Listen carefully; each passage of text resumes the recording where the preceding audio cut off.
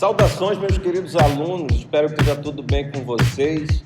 Estamos aqui gravando diretamente do encontro de estudantes de economia da UFAM, a edição de 2024, promovida pelo Centro Acadêmico Cultural de Economia, o CACEC, essa egrégia instituição, nem sei se essa palavra existe, né, na qual eu fui diretor de imprensa em 2004, exatamente há 20 anos atrás, e depois fui presidente na gestão de 2005. Né? Sim, o professor Salomão já foi presidente do Centro Acadêmico e Cultural de Economia.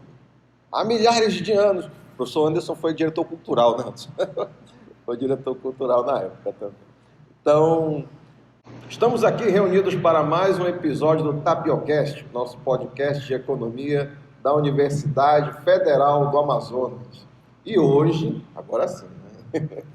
E hoje nós vamos comentar um pouquinho sobre a palestra que nós tivemos no primeiro dia, né? No primeiro dia do evento, nós conversamos agora sobre conjuntura econômica, né? O Renato Freitas e o Emerson Queiroz, dois conterrâneos dos tempos de graduação, né? Eu digo isso porque eu era aluno da turma de 2000, né? Eu sou calouro da turma de 2000, então o Renato, se eu não estou enganado, era da turma de 2006 e o Emerson da turma de 2002 da noite, né? Então, basicamente, na época todo mundo estava estudando junto, fazendo matérias aí nos períodos, estudando nos semestres, então pode dizer aí que tivemos uma boa convivência dentro da faculdade. Mas, antes de comentar um pouquinho sobre a palestra, eu queria conversar com vocês sobre uma coisa que eu achei muito legal, que eu vi hoje, né, de que nós tivemos um evento para conversar sobre economia desde muito tempo. É o primeiro evento desde 2018, 2019, se não estou enganado, assim, acho que depois teve aí o Coronga apareceu e aí a gente ficou sem termos como mais se reunir, ter os eventos e tudo. E basicamente uma oportunidade que nós tínhamos para conversar sobre economia, né, entre professores, entre a comunidade e tudo, né, e ter um feedback, era justamente o próprio Tapiocast, né? Então, que bom que a gente pôde voltar, né? Voltamos agora para as aulas presenciais e também com os eventos, né? Ano passado teve evento de economia na Universidade do Estado do Amazonas, né? Teve também na Newton Lins, então estava faltando nós termos o nosso, né? Então, que bom que nós tivemos essa oportunidade. E quero dizer assim que, de uma forma geral, eu gostei bastante do primeiro dia. Eu acho que tivemos aí umas discussões bastante interessantes, né, com alguns temas assim que foram bastante transversais, assim, mas que trazem algumas discussões que, ao mesmo tempo, são importantes, são discussões que são um tanto quanto perenes, né? Então, por exemplo, falar sobre conjuntura econômica é algo fenomenal e que é de conjuntura, né? Ou seja, é uma coisa que ela é dinâmica, que é de tempo em tempo, que a gente sempre tem que estar comentando e que, basicamente, ela tem um prazo de validade, mas mais no sentido da notícia, né? Mais no sentido da novidade, assim. Aumentou o PIB? Ah, reduziu o PIB. Ah, beleza. Isso é uma coisa que é uma novidade, assim, mas as implicações que nós vamos ter para o aumento do PIB, a redução do PIB, as expectativas que são montadas a partir daí, são coisas que que precisam ser discutidas de tempos em tempos e de tempos em tempos, e é por isso que nós estamos aqui, não é? Então, mas assim, eu achei bem interessante, assim, um fato, assim, particularmente na palestra do Emerson, sobre o PIB. Né? E aí, quando ele falou um pouco sobre o PIB, ele mencionou que, basicamente, o mercado ele estava com uma expectativa de que o Produto Interno Bruto do Brasil iria crescer uma taxa relativamente baixa, né? E as informações que nós estamos tendo agora é de que não vai ser bem assim. Na verdade, o produto provavelmente vai crescer bem acima das expectativas, e isso tem tudo a ver com basicamente o último episódio que nós gravamos no ano passado, né? Eu achei aquele episódio, achei muito legal, tá? Se você não assistiu, assista, aproveite, assine o canal, compartilhe nas redes sociais, dê um joinha, seja membro. Não, a gente não tem membro não, mas a gente não vai trabalhar com isso não, mas assine, compartilhe, né, faça parte aí da comunidade Tapiocast. Enquanto isso, na Sala de Justiça, naquele episódio, eu achei muito bacana, nós falamos justamente sobre expectativas. E nós pegamos o relatório Focus do final do ano passado, né, do semestre passado, para falar a verdade, foi em novembro, mais ou menos, que a gente gravou. E aí, no final, nós explicamos como é que funciona o relatório Focus, explicamos como é que se dá a análise, tudinho. E depois nós falamos justamente sobre o produto. No final do episódio, a gente estava mencionando que o mercado tinha umas expectativas de que o produto não iria crescer tanto assim, mas a gente tinha uma visão um pouquinho diferente, né? E no final das contas, é meio que a gente cantou as pedras, né? Foi um negócio bastante interessante, né? O que vocês podem me dizer sobre isso, pessoal? Eu começo? Olá, pessoal. Aqui é o professor Paulo Berti. Bom, assim, a ideia aqui é comentar a respeito do evento, né? Pegar algumas coisas interessantes que foram discutidas no evento e, enfim, desenvolver algumas ideias. Eu acho que uma primeira questão interessante da gente reconhecer no debate que foi feito, inclusive a partir das perguntas, né? Algo que surgiu meio como consenso. Não se discutiu mercado. Né? Não, vamos deixar as forças de mercado. As forças de mercado vão trazer o desenvolvimento, vão promover a industrialização do interior, vão desconcentrar e desenvolver as regiões atrasadas. Não se falou em livre mercado para lidar com a questão da industrialização, a questão do distrito industrial e as perspectivas a respeito do distrito industrial. Foi bastante interessante isso, que, digamos assim, que as convenções usuais do liberalismo econômico foram ignoradas na discussão que nós tivemos aqui. Não se tocou simplesmente foram ignoradas, né?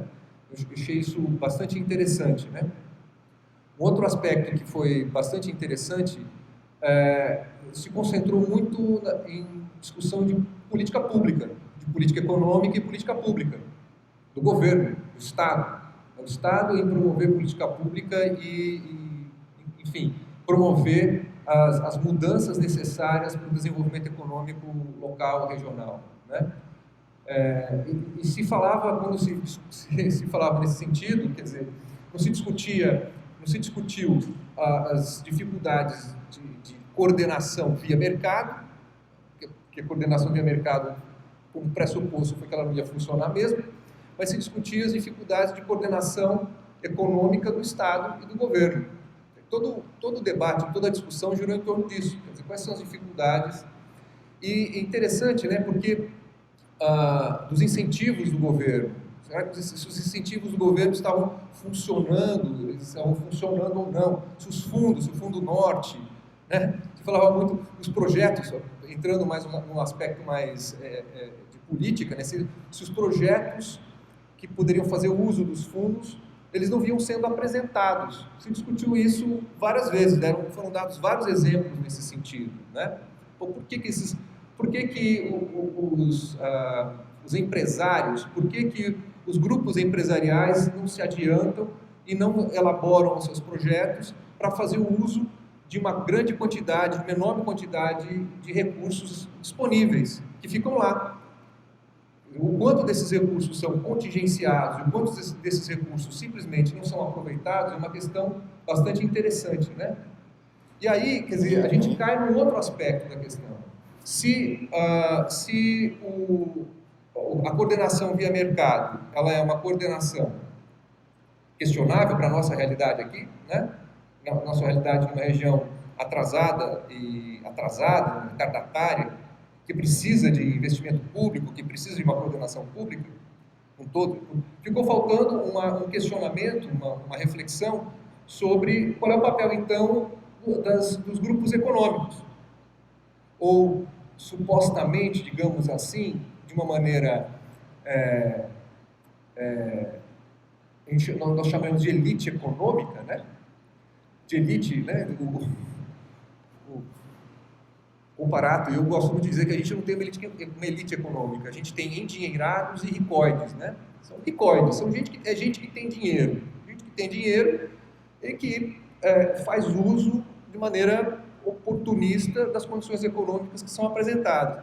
Se o mercado, se a coordenação de mercado está ali presente, desenvolvida, etc., é só isso que precisa mesmo, né? Mas a gente está falando de uma região, desenvolver uma região, não basta apenas ser um endinheirado, você tem que ser uma elite econômica, você tem que ter projeto, você tem que ter, e quem tem que ter o projeto não é apenas o Estado que tem que ter o projeto, é a elite econômica que tem que ter o projeto, a elite econômica daquela região.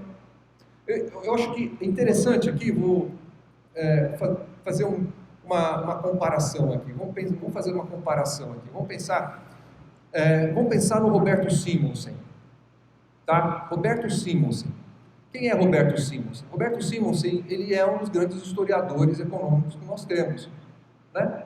É um desses historiador lá de São Paulo, é uma referência constante, né? Celso Furtado, etc., utilizaram dos estudos que o Roberto Simonsen fazia, mas o Roberto Simonsen foi um dos criadores da Fiesp. Além de ser um dos criadores da Fiesp, foi também, né, um dos caras na região de São Paulo que propunha um processo de industrialização com a intervenção do governo. Sabia que ele, na condição de empresário, sabia que apenas os empresários não tinham os recursos necessários e suficientes para fazer com que a indústria se desenvolvesse. E o discurso, a gente está falando aqui da década de 30, né? O discurso era que o Brasil ele era vocacionado para a agricultura, Então, Roberto Simonsen travava debates constantes com Budan e Bulhões, esse pessoal, né, do liberalismo na época que defendia essa postura, tá? Mas o que ele fazia? Ele era um representante da elite econômica de São Paulo que reconhecia, tinha capacidade de agregar os interesses econômicos em torno da industrialização, com os efeitos sociais que isso traria. Ele tinha clareza nisso, os livros dele refletem isso, né? Bom, por que eu estou falando do Roberto Simonsen? Porque nós, teoricamente, na teoria, também temos alguém que, de alguma maneira, pensou o desenvolvimento regional aqui, né? Nós temos o professor Benchimol, não é isso? O professor Samuel Benchimol, né? Que, assim como o Roberto Simonsen, traçou alguns caminhos que poderíamos, né, desenvolver aqui, promover para desenvolver a região. Só a gente percebe uma diferença aqui. Quer dizer, qual é a força que o grupo Benchimol, promove, faz essa conexão com a universidade, com os outros empresários, com os governos, com os políticos, para promover a região, a nossa região. Então, o que nós temos, eu acho que a nossa região norte, ela não tem apenas um problema de coordenação econômica, ela tem um problema muito grave, que é uma falta, na verdade, de uma elite que se preze como elite com o interesse de desenvolver a região. Então, além do mercado não funcionar, nós temos uma elite que, de maneira oportunista, se utiliza dos benefícios que tem que não consegue extrapolar para o resto do Estado e assim por diante. Então, eu acho que essa é uma questão que eu acho importante da gente falar, porque como a gente está falando de empreendedorismo, e a discussão que nós temos aqui é sobre promover o desenvolvimento através do empreendedorismo, os primeiros que tinham que dar exemplo são justamente aqueles que fazem uso, são os muito ricos do nosso Estado. Como é que esses muito ricos do nosso Estado colocam seus recursos para funcionar, né, aproveitar essas oportunidades todas? Eles estão fazendo isso? Onde estão? Onde que estão esses caras? Ou eles estão todos em Miami? Cadê eles? Onde eles estão? Tá? Então esse é um ponto de economia política que a gente precisa pensar quando a gente está falando de desenvolvimento regional. É claro que a gente precisa do Estado, mas a gente também precisa de empresário. A gente precisa ter empresário disposto a assumir riscos. Né? O Estado diminui esse risco, mas o empresário precisa assumir risco também.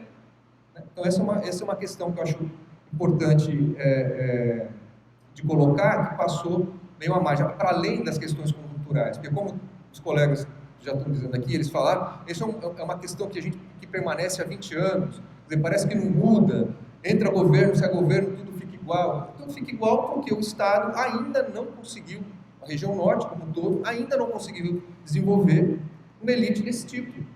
Que, aliás, eu acho que a questão não é só regional nesse momento, talvez ela seja nacional. Sim.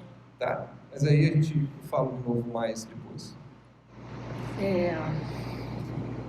Dá para ouvir? Tá. Eu acho que a gente tem uma elite econômica, sim, nesses moldes que você colocou aí, mas a nossa elite, que está faltando mesmo, é uma elite intelectual. Essa elite intelectual, ela também não está tendo um papel bem atuante aqui, né? Eu não vejo...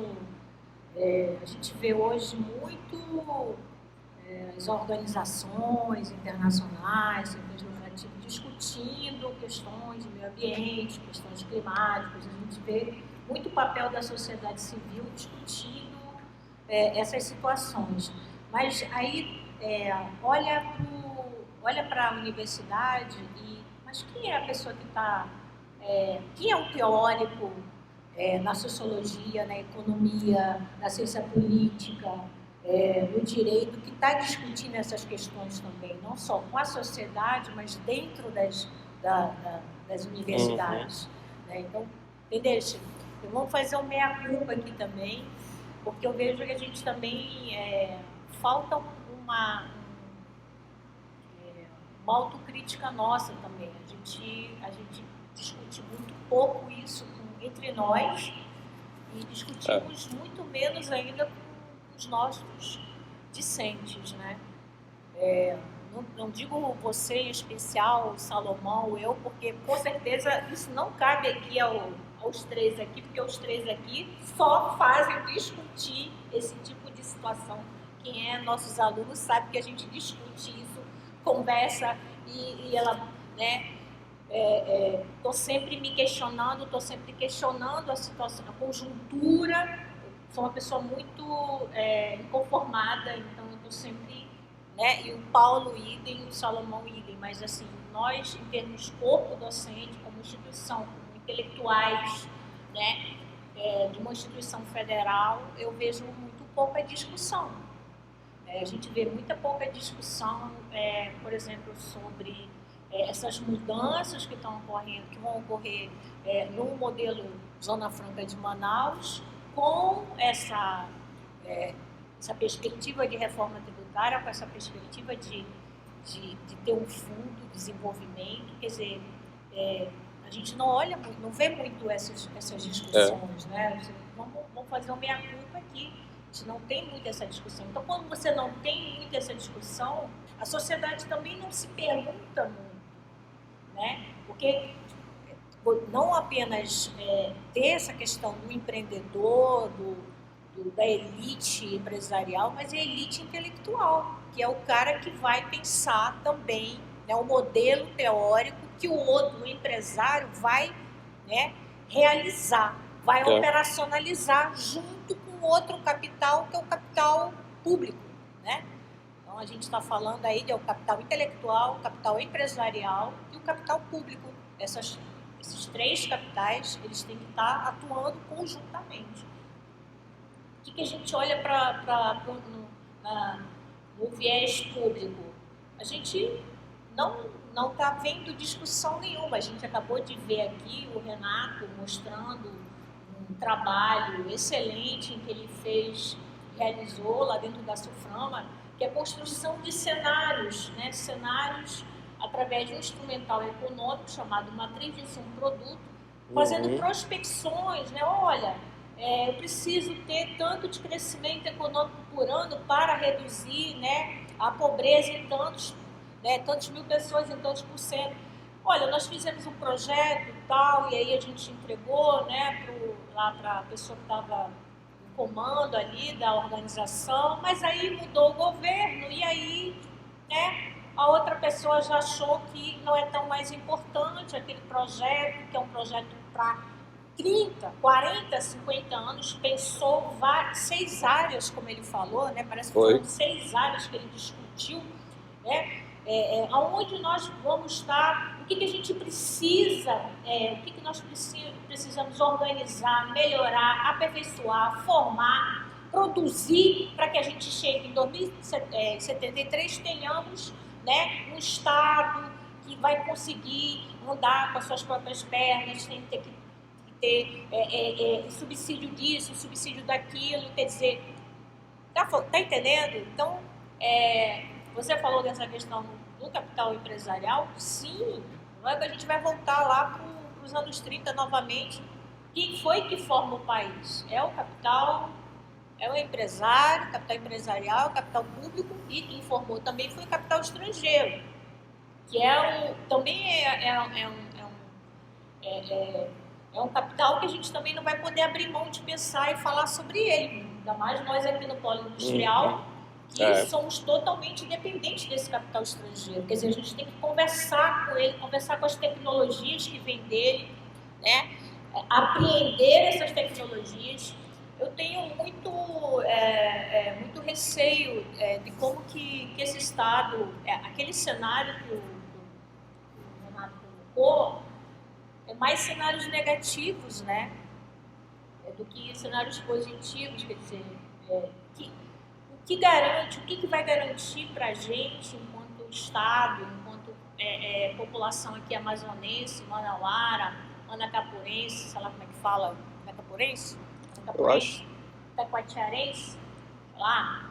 O que vai garantir que a gente vai conseguir, né, chegar, desenvolver, distribuir realmente a riqueza, né, que é produzida no polo industrial, ou se a gente vai conseguir espalhar, né, parques ou partes de parques industriais para o interior. Vamos fazer o quê? Usar a bioeconomia, vamos para o minério. Como que vai ser o futuro do estado do Amazonas? Vai ser o quê? Nós vamos formar quem? Para quem? Por quê? Para quem? Né? Então, essas são discussões que nós já deveríamos estar, milhões, já ter decidido isso há muito tempo atrás, porque o Sul e o Sudeste, eles fazem as regras, né? Que a gente olha, eles fazem as regras de como vai ser as coisas, e a gente só acompanha, engole, né? Então, eu acho que a gente tem que ter por isso que eu chamei a atenção dos meninos, porque o que o Salomão falou de repetição, há muitos anos atrás, quando eu cheguei em Manaus, se discutia a questão, o que vai ser alternativo ao modelo industrial. Não sei se a Eliane lembra dessa parte. A Eliane é uma ex-aluna de economia, hoje ela está fazendo contabilidade, né? E a gente se reencontrou novamente. Eu acho que você foi aluna do Saloma, não? Foi depois? Foi, né? Então, assim, eu me lembro, né, Eliane, que a gente discutia a questão, o que vai ser, se discutia isso em, sei lá, 96, 97, 98, se discutia alternativas ao modelo Zona Franca de Manaus. E aí as pessoas começaram a fazer muitos projetos, muitas pesquisas. Na época, a Fundação Getúlio Vargas aqui tinha um ponto fixo aqui no Manaus, e ela organizou várias, junto com a Ceframa, creio, né, Mauro? Organizou várias pesquisas, inclusive eu participei, eu sou uma pessoa que, eu fiz parte, né, eu e Mauro fizemos parte disso, a gente participou dessas pesquisas, a gente fez as análises sobre a professora Maria Hélia, a falecida professora Maria Hélia, que organizava junto com a professora Valdenei, quer dizer, então assim, a gente fez pesquisas buscando analisar as potencialidades econômicas do estado do Amazonas. Então a gente analisou pupunha, analisou açaí, analisou farinha, analisou todos esses produtos agroflorestais que nós temos aqui, vimos a viabilidade disso tudo, entregamos esse projeto, essas análises todinha, e isso simplesmente foi para onde? A biblioteca. Qual foi o dia seguinte, como eu digo, o dia seguinte dessas pesquisas, quando você muda o governo, quando você muda a organização política, aí muda e já não interessa, e já faz parte de outro projeto político, esse projeto já não é mais o desejável. Então, essa situação está acontecendo agora aconteceu com esse trabalho do Renato. Ele fez todo o trabalho, fez cenário, né, quantitativamente, levantou dados, estimativas, e aí mudou, né, a direção, mudou a organização lá, e aí as coisas voltaram para aquele trabalho maravilhoso que ele fez. Foi novamente colocado lá para o fim da fila, para a biblioteca aqui, como falou o professor Salomão, assim como o trabalho que nós fizemos sobre potencialidades regionais, deve ter estado na biblioteca, provavelmente. E é isso que como é que pode? O que a gente vai... Esse tipo de situação é que, né, não pode. Então, acho que falta também assim, uma autocrítica nossa. Assim, a gente fica parado vendo as situações acontecerem e a gente não, vamos dizer assim, a gente não age para que isso não volte a acontecer. Né? Então, eu acho que o Paulo quer falar o quê? Que a gente tome as rédeas da situação, não é isso?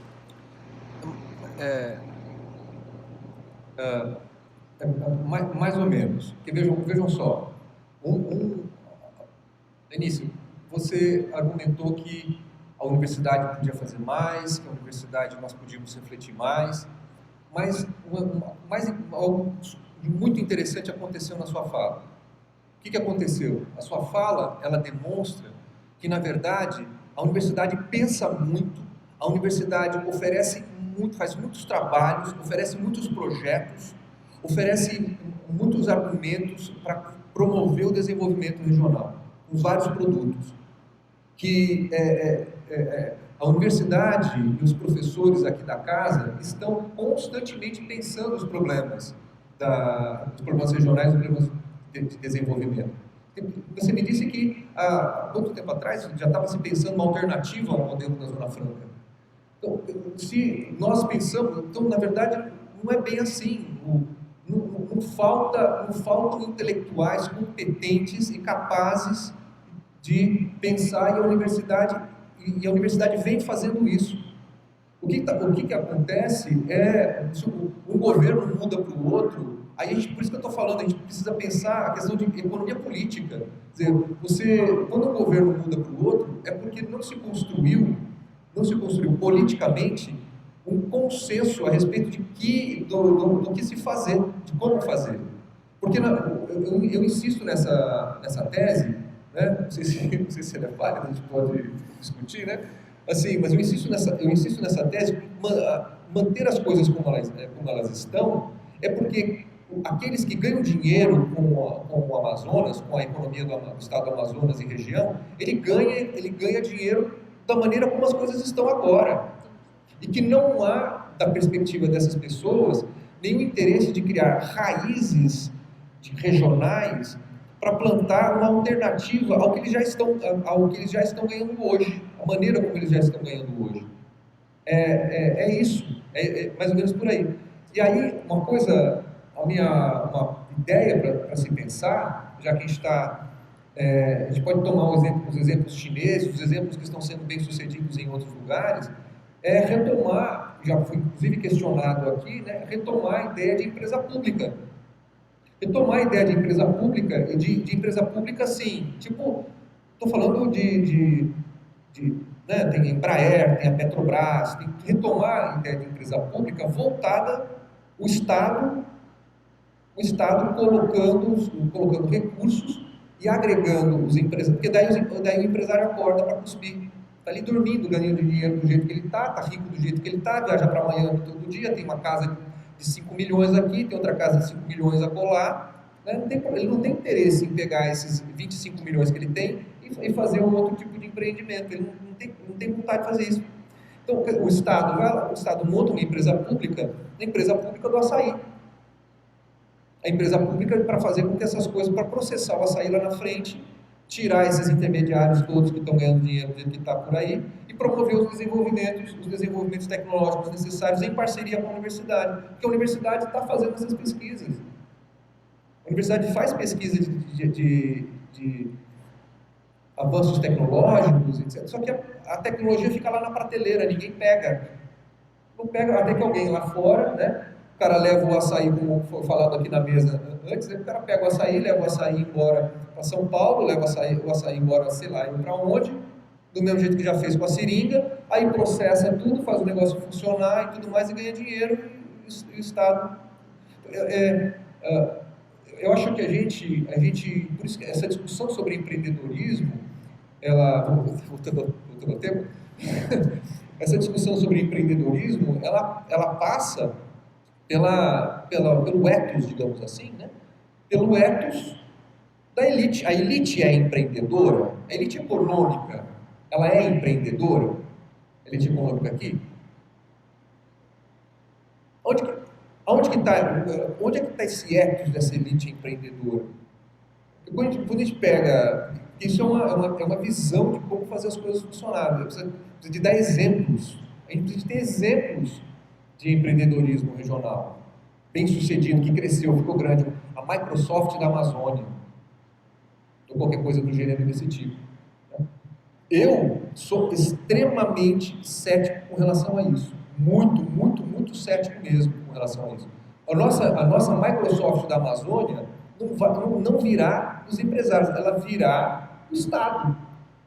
Ela virá, vai ser a nossa Embraer, vai ser a nossa Petrobras, vai ser a nossa, né, a Fábrica Nacional de Motores. Foi só depois que o Getúlio Vargas fez a Fábrica Nacional de Motores que o Brasil passou a fabricar motores, que era uma empresa pública. Antes disso não existia. Nenhum empresário queria fazer uma fábrica de motores no Brasil. O governo fez a fábrica de motores no Brasil. Mas essa elite local, como você me falou, não está interessada. Então aí o Estado tem que assumir. Aí a gente tem que ter uma outra visão. Quer dizer, já que nós derrotamos uma visão liberal e soluções liberais, a gente tem que aprofundar esse debate e terminar de enterrar essa conversa, porque é essa conversa que atrapalha o desenvolvimento da região. É isso. Na verdade, eu tenho uma visão assim, bem de longe, que nos aparenta assim, é que a elite local ela tem um acordo com a elite de fora, que está implantada aqui, que fabrica as coisas aqui, se apropria aqui da riqueza daqui, leva para fora, não só fora do Amazonas, mas para fora do país também, né? Também. Então, assim, vamos dizer assim, é carne e osso, né? Sim. Então, eles estão há quantos anos? Mais de 50 anos, né? mais de 50 anos que está o polo industrial, que está nessa, vamos dizer assim, nesse arranjo, né? Esse arranjo entre a elite local, o capital local e o capital nacional de fora, grande, e o capital internacional. Então, para eles, está muito bom do jeito que está, basta ter reforma, mais subsídio, mais não sei o quê, né? Para eles nunca foi interessante, nunca foi motivo desenvolver o Estado, a região. Isso aí era o que o poder público, o capital público colocou para a sociedade aceitar a vinda desses estrangeiros para cá. Olha, vai vir capital estrangeiro, vai gerar riqueza, vai gerar renda, emprego, né? Vai ser melhor para vocês isso daí, né? Foi essa a história que contaram para a elite local e para a população que vai trabalhar nesses locais, né? Que vai sair do interior e que vai trabalhar nessas fábricas. Olha, vai ser o desenvolvimento, vai ser o crescimento, vai ser o futuro, vai ser o melhor para você. Como na verdade nunca foi intenção que a riqueza que saía da produção aqui fosse apropriada pelos manauaras como um todo, pelos amazonenses como um todo. Nunca foi esta a intenção, mas foi isso que venderam para a população local, né? Então, nunca foi porque quando você vai para fora e você vê as críticas ao modelo. Eu estudei em Campinas e eu estudei com um professor muito famoso e um dia eu fiz um seminário sobre Zona Franca de Manaus e ele falou assim, esse grupo aqui vai falar sobre o enclave da região norte, a Zona Franca de Manaus. Vocês sabem o que é enclave, né? Enclave é aquele, né, aquilo... Então assim, eu queria matar aquele professor, mas você não tem ideia, mas eu discuti com o professor, tá entendendo? Do nada, um ser humano, né, nada, discutindo com o cobrão, assim, especialista, enfim, né? Tipo assim, o professor Wilson Cano, com licença. Eu discutindo, ele ficou olhando para mim, né, ele viu que eu fiquei extremamente incomodada com a posição dele, eu me senti, tá entendendo? Porque, embora eu não seja amazonense, eu me considero amazonense. Eu sou daqui, eu nasci em outro lugar, mas eu sou extremamente enraizada aqui, eu absorvi as coisas daqui, eu adoro a minha pupunha, a minha banana frita, meu peixe frito, eu gosto mais de peixe cozido do que peixe frito, diga lá de passagem. Mas, entendeu? A única coisa que eu não absorvi dos amazonenses é uma coisa que vocês amam, que é a farinha. A farinha não vai, não rola. Mas o resto, tudo, mano. Só falta eu comer a tal cadeirada de bodó. Essa daí ainda não tive coragem de provar, mas já disseram, é tão gostoso, sabe? Mas enfim, então assim, nunca foi intenção dessa elite intelectual, empresarial, pública, local, internacional, nacional, não foi intenção, né, o desenvolvimento aqui. A intenção foi desenvolvimento para eles, né, por eles e para eles, não para o estado do Amazonas. Então, quando a gente olha o perfil da mão de obra que trabalha no polo industrial de Manaus, é uma mão de obra de escolaridade de ensino médio, né? Eles demandam ensino médio.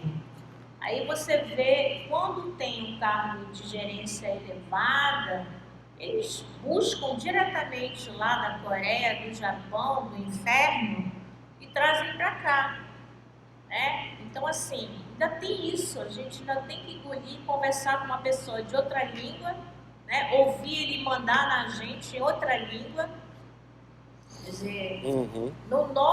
na nossa casa, é como se você convidasse uma pessoa para sua casa, né? Um estrangeiro, começasse a falar uma outra língua, olha, eu não quero que você sente aí não. Você estando na sua casa e a pessoa lhe dizendo, olha, não sente aí não, olha, não faça isso não. Eu acho isso um horror, tá entendendo? Eu me sinto extremamente incomodada numa situação dessa. Então, o que a gente estava falando mesmo?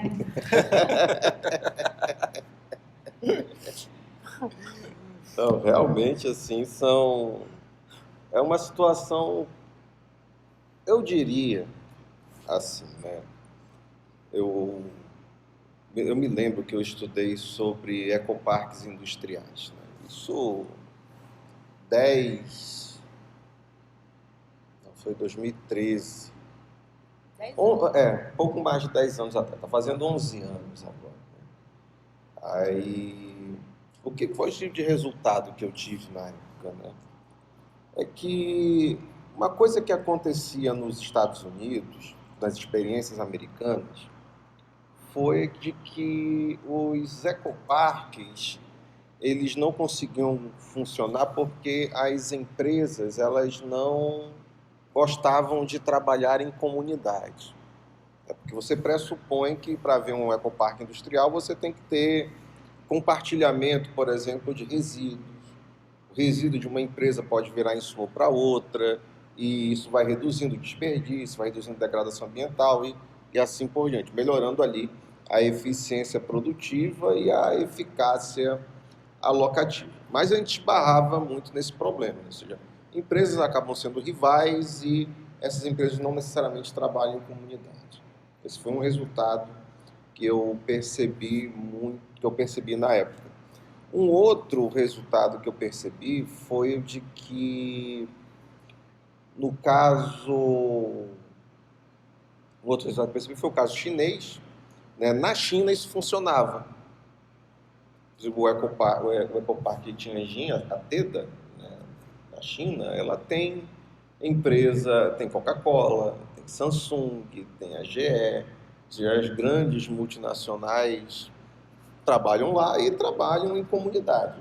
Foi criado primeiro, né, um programa de criação de zonas de economia circular, e aí para depois transformar essas zonas de economia circular para redes ecoindustriais, aí depois aí sim os ecoparques industriais propriamente ditos.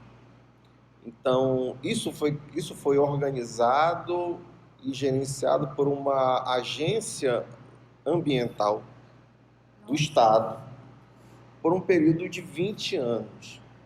Então, assim, como dizer, é planejamento econômico realmente de longo prazo, organizado e com metas bem definidas. Acho que a própria cultura industrial deve ser preponderante aí. E isso me lembra assim, de uma fala, né? A gente está falando de elites aqui. Eu entendo bem o papel das elites aqui, no sentido de ser mais uma elite comercial, né, que nem o professor Luiz mencionou, né, mais cedo no final do evento. Verdade. Né? Então, assim, você tem uma elite comercial estritamente voltada para o setor de serviços, para o setor comercial, para fazer benfeitorias para o comércio e para concentrar renda a partir do comércio. Eu acho que agora uma elite no sentido da indústria para crescer, para criar atividades produtivas no sentido de termos uma organização industrial mais pujante, empresas de capital 100% amazonense que conseguissem crescer, produzir em larga escala e ter condições de escoar seus produtos para os outros estados e tudo. Né? Foi isso que, ao meu ver, assim, foi a grande limitação. Né? Porque você tem empresas manauaras, né? Você tem empresas amazonenses, mas elas... Comércio e serviços. comércio e serviços, ou seja, ela não teve assim uma atividade industrial assim mais, digamos assim, de inovação, de pesquisa e desenvolvimento que conseguisse escapar, espraiar para os outros estados, né? Exportando produtos para os outros estados e tudo, né? Ah, assim, acho que mais no sentido mais alimentício, assim, tipo um refrigerante aqui, né? Tipo, a gente está vendo o baré está sendo vendido em outros estados, né? Mas eu recebi o pessoal da Ambev um tempo desse, que para fazer uma atividade com os alunos, né, um programa de estágio, e aí eles falaram para mim assim, ó, o baré ele vende menos, né, a gente exporta ele menos para os outros estados porque ele vende menos, né, ou seja, ele não tem o mesmo impacto que, por exemplo, as tubaínas têm em São Paulo, por exemplo. Eu acho que Aí é só fazer propaganda. é. Guaraná da Amazônia. Aí só que aí o Guaraná da Amazônia eles colocam o quê? Em cima do Guaraná Antártica, no comercial. Só que não é da Amazônia, é da Bahia. Aí ou seja, tem muito essa questão, tipo, eu me lembro, no Maranhão, o Guaraná Jesus, né? O Guaraná Jesus vendia mais do que a Coca-Cola, né? Então, o que eles fizeram? A Coca-Cola comprou o Guaraná Jesus. Então, aí o que é? A estratégia de mercado, o poder de mercado, coalizão, adquirindo novas empresas e assim por diante. Então, assim, o que eu sinto, assim, o Brasil, numa forma geral, ele demorou para começar a ter as suas empresas multinacionais. Isso aconteceu de uns 20, 25 anos para cá, né, com a BRF e com a própria Ambev e assim por diante, né? Mas, né, a Embraer. Aí isso, digamos assim, talvez faltou isso na gente, né? Na indústria de transformação amazonense. Ficou, no momento que ela foi estabelecida, né, ela foi estabelecida numa estratégia de vinda de empresas multinacionais para cá, para basicamente ele ter seus parques industriais como filiais de grandes empresas multinacionais. Mas, então, nesse modelo, você tem basicamente o quê? Os salários ficam aqui um bom pedaço, os aluguéis ficam aqui um bom pedaço, os juros, talvez alguns, mas os lucros, a sua grande parte, voltam como renda enviada ao exterior, né? Ou renda líquida enviada para o exterior, ou renda líquida enviada para os outros estados, né? Uma coisa, mais ou menos assim, nesse sentido. Aí, na minha visão, o que faltaria aí? Precisa ter uma boa interação, uma boa alocação das relações com o Estado, com políticas públicas, com uma política industrial bem alinhada e assim por diante, mas acaba caindo num outro resultado que eu percebi assim, no tempo lá do que eu estava escrevendo sobre os ecoparques, que foi o quê? Assim, para responder, eu vou relatar uma historinha sobre uma experiência que a gente teve de ecoparque industrial no Brasil, que foi o Rio Ecopolo, né? O programa Rio Ecopolo foi no Rio de Janeiro e ele funcionou relativamente de uma forma bem interessante, com bons resultados ali, durante um determinado mandato de um determinado gestor. Quando mudou o gestor, o programa foi para o ralo. Ou seja, mudou o foco completamente. Aí, não vamos fazer mais assim, vamos fazer mais assado, ou então corta esse programa. Então, assim, se por um lado você tem comunidades empresariais mais interessadas em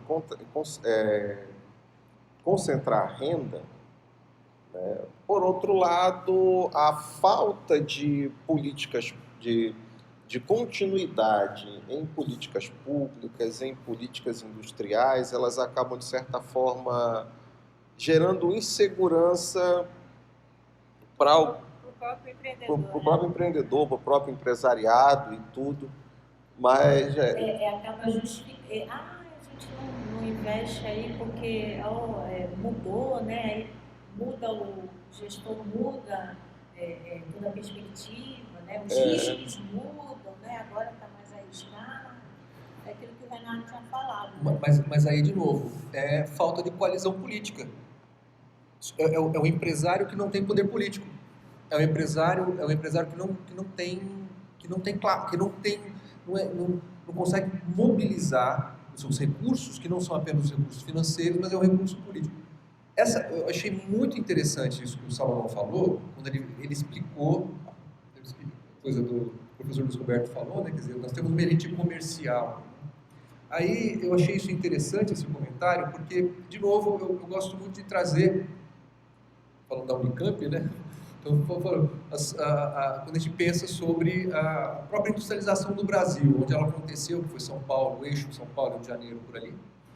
E é interessante isso, porque quais foram os caminhos que, no processo de acumulação de capital, ele foi se diversificando a partir do café. A partir do café ele foi se diversificando, foi encontrando uma industrialização de consumo inicial, ali, de consumo, as sacarias. Primeiro começaram a fazer sacarias, depois começou a fazer tijolo. Em 1910 o Brasil não fabricava nem tijolo, prego, não fabricava absolutamente nada. Então, para você diversificar pouco, você foi encontrando outros caminhos, outros investimentos possíveis ali. E então eu fico com essa questão que eu gostaria de deixar, né? Quer dizer, quais seriam os caminhos para que essa elite comercial, né, fizesse com que a acumulação que vem pelo comércio possa se extrapolar para outros caminhos também, além do comércio. Porque assim, aí você vai construir uma elite mais que deita raízes. E se tem uma coisa que a gente sabe, que o comércio, o que deita é a indústria, e olhe lá agora, porque a indústria pode ir embora rapidinho, e a agricultura, né? Você não consegue carregar a terra para outro lugar, mas o comércio está dando certo aqui, você vai para outro lugar. A gente sabe muito bem disso, né professor Anderson? Né? Os sírio-libaneses fazem comércio no mundo inteiro, sai daqui, vai para lá, de lá vem para cá, e por aí vai. Né? Então, não faz diferença, onde tem comércio, onde pode ir, ele vai, mas outras, se você extrapola para outros ramos, aí vai deitando raízes e vai se preocupando com o desenvolvimento. Quer dizer, o que será que faltaria para essa elite comercial conseguir buscar esses outros caminhos de acumulação? Eu parando assim, a gente até para pensar nessas horas, né? Mas assim, eu penso no seguinte, né? Tentando me colocar na cabeça de um empresário. Se o empresário ele só se preocupa com o lucro e, consequentemente, com a acumulação, então ele, muitas das vezes, ele vai procurar jogar seguro. Quando ele procura jogar seguro, ele fica naquela zona de conforto e aí ele fica mais preocupado com as vendas dele, com, tipo assim, no máximo com a expansão de uma comprar uma filial e assim por diante. Ou acaba acontecendo muitos casos assim, onde ele expande muito, mas ele não... ele acaba se quebrando. A gente vai vendo vários e vários casos assim no nosso dia a dia. Mas uma coisa que o pessoal falava também há 20, 25 anos atrás, quando eu estava fazendo faculdade de economia, era de que uma parte significativa do empresariado comercial eram basicamente empresas familiares. E essas empresas familiares de pequeno e de médio porte não estavam necessariamente atentas a, por exemplo, manter padrão de produção, a deixar a contabilidade organizada, entender que o lucro não é salário.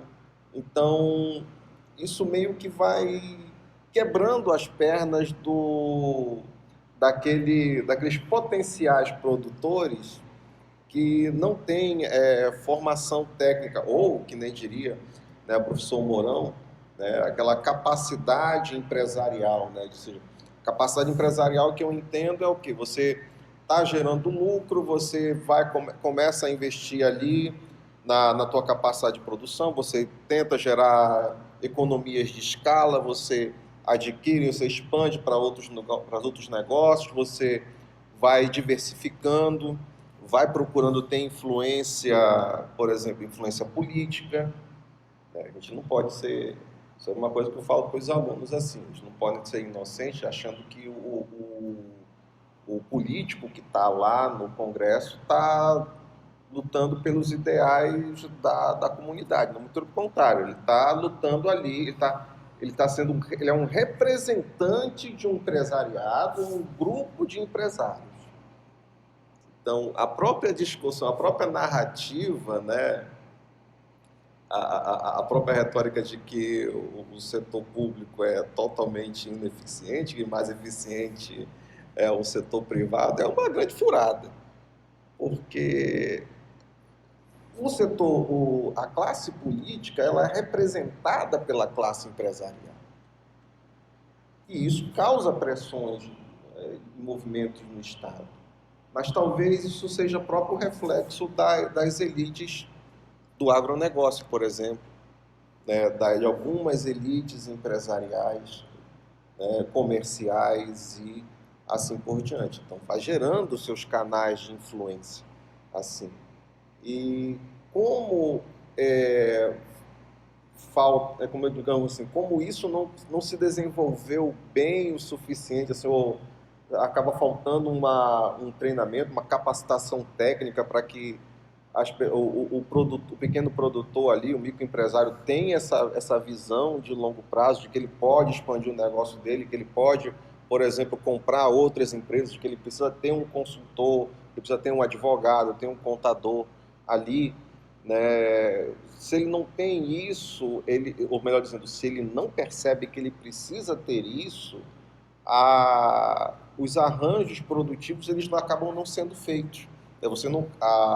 As melhores experiências, quando a gente pega na literatura internacional, nos periódicos e assim por diante, que mostra que os parques industriais que têm a maior sustentabilidade, ou seja, a maior sua capacidade de sustentação, são aqueles que cresceram de forma espontânea, ao longo do tempo. Ou seja, uma empresa que foi criando, a outra surgiu naturalmente, foi prestando auxílio, ou foi concorrendo, e aí foi se formando clusters, formando setores, e de repente toda a atividade produtiva está envolvida ali, dependendo daquela atividade inicial, mas... Distrito industrial. Exatamente. Aqui Aí foi um distrito construído, né? Foi assim, ó, mano, qualquer um, pá, vamos ter essa empresa A, empresa B, empresa B, empresa C. A ideia era de que fazer com isso você conseguisse espraiar para se ter ali o surgimento das próprias empresas, a própria indústria de transformação ali. Mas no final das contas, se você não tem, se falta aí o acesso a informações técnicas, se você não tem transferência de tecnologia, né, se você não tem... Você tem toda uma série de entraves e custos de transação para você ter acesso a pesquisa, desenvolvimento, inovação e assim por diante. No final das contas, o que a gente vai ter é uma série de entraves. Com isso a gente concorre até com o polo do Brasil, né? Porque essas pesquisas, para você pesquisar aqui sobre produção, sei lá, o que pode tirar da pupunha, o que pode tirar do bodó, né? Você tem que ter recursos, né? E aí você concorre com esses recursos com as pesquisas do Sul e Sudeste, né? Então, assim, né? Sim. Fica mais complicado. Aqui, quem que faz pesquisa aqui? O INPA. E um pouco a Universidade Federal do Amazonas, um pouco talvez o EA. Outro dia, Na área, eu estou falando na área de produtos da floresta. então, outro dia eu estava no shopping, vendo uma loja da Natura, tem um monte de produtos feitos de Tucumã agora. Tem Tucumã, o seu creme de Tucumã, não sei o que lá de Tucumã, creme de cabelo Tucumã. Eu falei assim, meu Deus.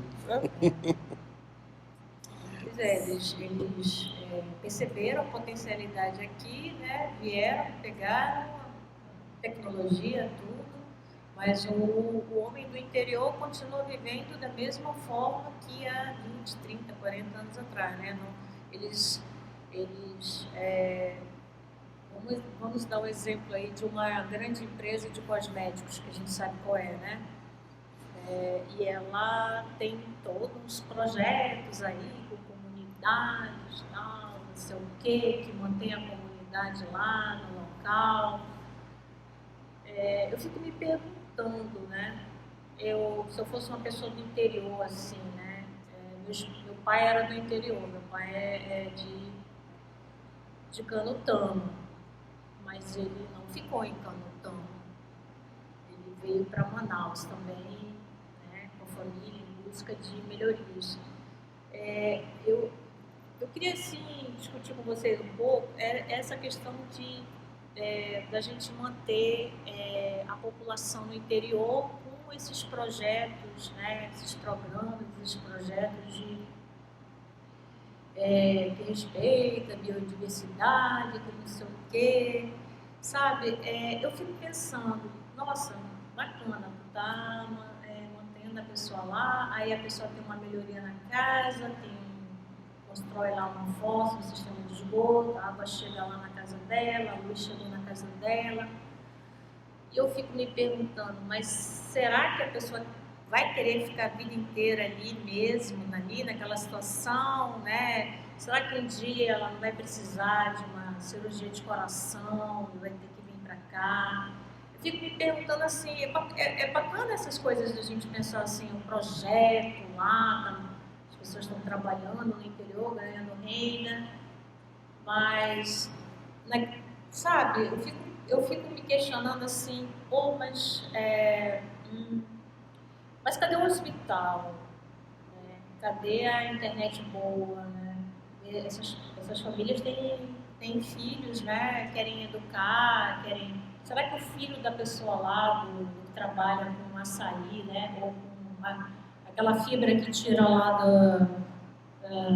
do rio, como é que é? Uma fibra que você tem que mergulhar. Malva e juta. A juta lá, aquela coisa horrorosa, você tem que mergulhar e tirar lá. Será que o filho daquela pessoa não quer ser um médico? Será que ele não quer? Será que ele quer toda a vida ser uma pessoa que vai trabalhar? Porque a sociedade quer que ele mantenha aquele rio ali, sabe? Eu fico me perguntando se é justo esse pensamento. Eu não estou criticando, veja bem, eu não estou criticando, eu só estou me colocando. Eu adoro ser o advogado do diabo, adoro me botar fogo nas coisas, porque eu não gosto assim, tudo mais constante, sabe? Eu gosto de nada dar constante. As coisas mudam e será que é isso mesmo que aquela família queria? Trabalhar a vida inteira lá, viver lá? E eu fico me perguntando, a gente tem que manter realmente as comunidades, a gente tem que manter a floresta em pé, né? A gente tem que manter a floresta em pé, respeitar os animais, respeitar os índios, respeitar o ribeirinho, o interiorano, mas eles merecem também outros bens e serviços, assim como nós, né? Uhum. Eles merecem também ter um futuro que talvez não seja aquilo que está ali na frente dele, né? Então, quando eu vejo assim, esses projetos que eu estou mantendo a comunidade, eu estou gerando renda para ela lá, não sei o que lá, eu fico pensando assim, mas será que ali, dentro daquela comunidade, não tem alguém que quer sair, que quer, né? Entendeu? Aquela ambição, não tem uma, né? Não quer ir além, né? Não quer, sabe? Eu fico pensando, sabe? Às vezes eu penso essa loucura assim, nada a ver.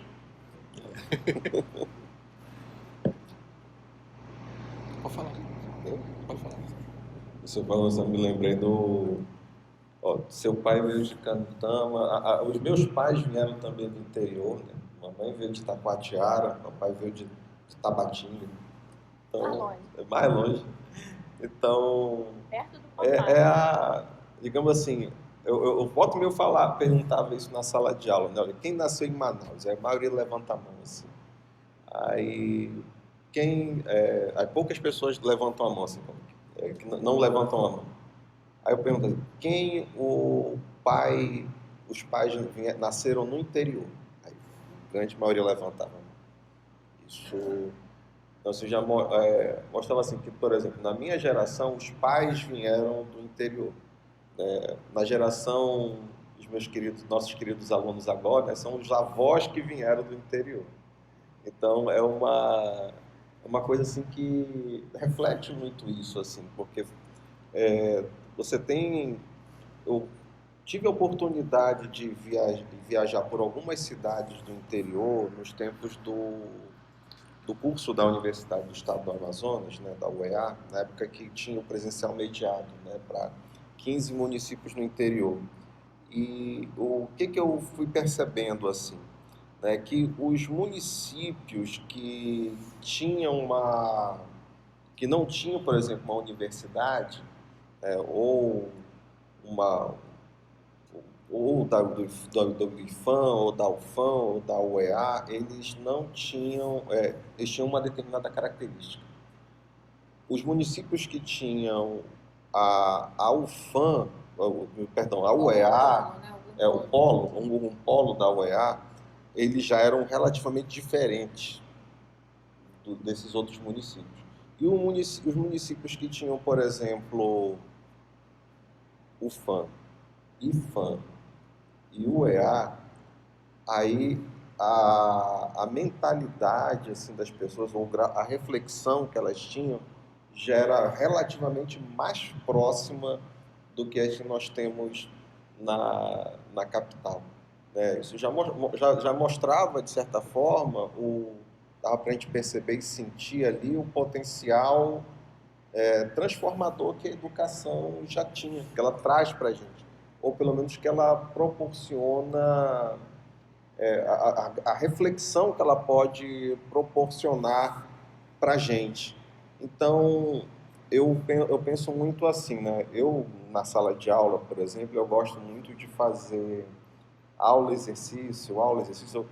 Quando eu trabalho com exercício, assim, eu gosto muito de ser bem explicativo, bem passo a passo, para mostrar como é que se faz, porque eu sinto, é uma coisa que eu sinto assim, então, tipo, algumas pessoas, elas conseguem ler um material e já entender como é que se faz, como é que faz a dinâmica e tudo, mas eu, particularmente, eu preciso aprender fazendo. Ou seja, eu preciso ver alguém fazendo para então é assim. Né? Eu me lembro que quando eu estava escrevendo a minha tese, a primeira proposta que eu mandei para projeto para qualificação, meu orientador, ele falou assim, Salomão, mandou e-mail para mim, Salomão, nós vamos ter que remarcar a sua qualificação para daqui a um mês. Aí eu olhei assim, caraca, deve estar horrível o que eu escrevi. Eu pensei assim. Aí quando eu cheguei lá, mas eu quero que você venha para cá mesmo assim. Você vai se reunir comigo lá no laboratório no dia tal, hora tal. Eu fui lá, beleza. Quando eu cheguei lá, ele estava com um projeto de qualificação. Assim, aí o que ele fez? Ele me entregou assim, pá, olha só, eu quero que você leia, que você estude esse projeto aqui, você aprenda como é que se faz uma metodologia. Né? Eu falei, porque o problema estava na metodologia. Né? Então ele mostrou para mim para fazer. Eu falei, foi que nem eu só me lembrei do professor Mauro. Né? O professor Mauro foi meu primeiro chefe. Né? E aí teve uma época, eu estava precisando corrigir os dados pela inflação. Né? Aí ele falou, eu perguntei, professor, não sei pouco trabalhar com número índice, não sei corrigir pela inflação, nem converter por moeda. Ele falou assim, pera lá. Então ele virou e pegou o livro do Toledo, aquele de estatística, ele me entregou na minha mão, assim, tá aqui, ó. Vai lá, leia, estude, na segunda-feira você venha comigo para conversar. Aí eu, beleza. Aí eu cheguei, aí o que aconteceu? Eu vivo, peguei, estudei e tal, quando eu cheguei lá, ele... Então, beleza, tu tá com dúvida aqui assim, mas aí agora sim eu vou te explicar. Aí me explicou, eu nunca mais esqueci. Né? Obrigado, professor. Obrigado. Mas assim, eu sinto que eu preciso fazer assim, né? Eu preciso ver fazendo e tudo para poder ali pegar a memória. E eu acredito que com muita gente acaba sendo assim também. Então, as pessoas precisam ver as coisas acontecendo para elas poderem sentir a importância, né, de se trabalhar com certos assuntos, de se discutir certas temáticas ou de ter conhecimentos novos, né? Então, eu acho assim que se por um lado nós temos poucos eventos, né, para conversar, para discutir, para refletir sobre a questão econômica, assim, tipo, o que a gente pensou aqui, o que a gente conversou hoje aqui foi basicamente desenvolvimento regional. Então, era tudo a ver com as discussões que nós tínhamos no Prodere há 15 anos atrás, basicamente, né? E a gente está vendo que hoje, em pleno 2024, os problemas ainda continuam os mesmos, né? Nada mudou. Não, nada mudou. Mas isso mostra também o quê? Que é necessário ainda, justamente por conta disso, que a gente sente a necessidade de perceber, olha como é que é profundo isso, né? A necessidade de perceber, né, de que a gente precisa ter cada vez mais discussões nesse sentido, reflexões, né? E assim, é por isso que nós estamos aqui, né?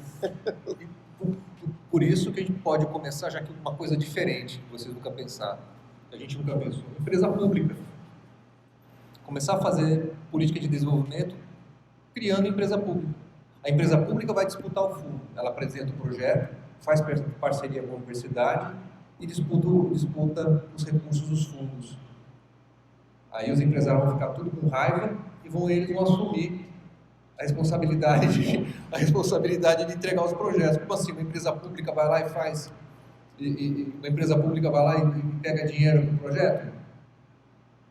A gente tem que fazer também. Afinal de contas, a gente é muito melhor do que o setor público. Como é que o setor público consegue fazer coisa e a gente não?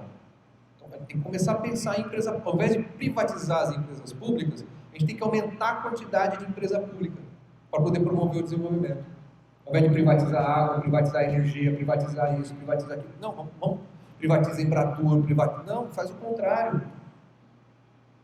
E aquilo que está dando certo no setor privado, deixa o setor privado levar adiante. Por exemplo, alojamento de selva, que o professor Luiz Roberto gosta tanto de falar, né? Alojamento de selva é um negócio que está sendo super bem sucedido. O setor privado está se virando por conta própria, está gerando uma renda extraordinária, mas onde ele não está, o setor público faz a empresa e entra. Construção civil, construção de casas alternativas, adequadas à nossa realidade na Amazônia. Então, a gente tem uma empresa de construção civil que traz inovação, que traz inovação com o uso da madeira, com o uso de materiais, porque ninguém, pelo amor de Deus, a gente tem que pensar uma construção civil que conserve energia, né, que seja adequada, tudo isso que a gente não tem aqui. Então, é um exemplo, a gente tem que pensar em empresa pública, como retomar, quais empresas públicas a gente deve criar para fomentar o desenvolvimento regional. Concordo. Estão anotados, né? Então, deixe-me ver aqui, nós já estamos aí com passando aí um pouquinho do horário, com exatamente aí um pouco mais de 1 hora de episódio, mas eu acredito que foi muito proveitoso e eu estou muito feliz de a gente ter conversado nesse sentido. É o Tapiocast voltando com o pé na porta, né? Por aí vai. Muito bem. Gente, acho que é o efeito ao vivo, né? Pergunta se eles querem fazer alguma pergunta. Vocês gostaram, gente? Gostaram da discussão? Então, você gostou? Então, assine o canal, clique no joinha aí, compartilha nas redes sociais, espalhe a palavra tapiocástica aí, né? né? Deixa um comentário. Deixa um comentário. Só não... né? Para fazer, como é que fala? Fazer, gerar engajamento, né? Bora, Lohane. Vocês querem fazer alguma pergunta? Querem comentar alguma coisa conosco? Compartilhar? Vem cá, meu filho, não estou ouvindo nada. Vem cá no microfone. Fala, quando a professora colocou a questão das políticas públicas e impulsou, eu entendo que isso deve ser uma política de governo, mas ser uma política de Estado, para que ela se perpetue, e não fique só no governo fazendo projeto, o governo que está no governo diz, isso está bom, mas daqui a pouco ele sai, passa para o outro diz, não, isso não quer. Então isso tem que ser uma política de Estado, não política de governo. Isso é uma questão que Você colocar essa exatamente. Isso já ser delineada para que o outro governo tenha continuidade, né? Sem dúvida. Com implicações legais, caso não tenha continuidade. Implicações legais, financeiras, né? Eu também acho que tem... não vou fazer... Vai fazer, porque se não fizer vai ter implicação financeira, vai doer no teu bolso, né? Infelizmente, mas Haroldo, quem vai ser o político que vai, né, adotar essa perspectiva, né? A gente... Quem? Né? Eu acho que isso tem que ser via lei, né? Via legislativo, virar alguma coisa assim. É verdade. Não consegue, não? Porque é complicado. Mas é desperdício de dinheiro, é desperdício de tempo, é desperdício de profissional, é desperdício de todo tipo de recursos, né? Quando você faz um projeto e você não tem continuidade. A gente vê essas escolas, várias coisas, né, que são iniciadas no governo e não são finalizadas no governo seguinte. É complicado. Mas isso é para outro Tapiocast. É verdade. O que é legal que eu ganhei um caderninho aqui, eu já anotei aqui vários temas aqui. Eu vou acrescentar esse também. Lohane vai querer participar, né, Lohane? Quer, né? Ela quer participar. Seja bem-vinda, que nem diria a música do Chico Buarque, bem-vinda. Quer ser entrevistada. Então bora. Vamos marcar. Tá? Gente, fico muito feliz aqui voltar com vocês, né? Professora Lenice, muito obrigado. Paulo, muito obrigado, mano. Tamo junto. E fiquem atentos aí que mais Tapiocast vai vir por aí, com mais discussões tapiocásticas, sempre daquele padrão tapiocástico de qualidade. Coração para vocês e tudo de bom. Tchau, tchau. O Tapiocast é um projeto de extensão da Universidade Federal do Amazonas. Apresentação: Lenice Sá, Paulo Berti e Salomão Neves. Roteirização: Maria Eduarda Braga. Edição: Salomão Neves.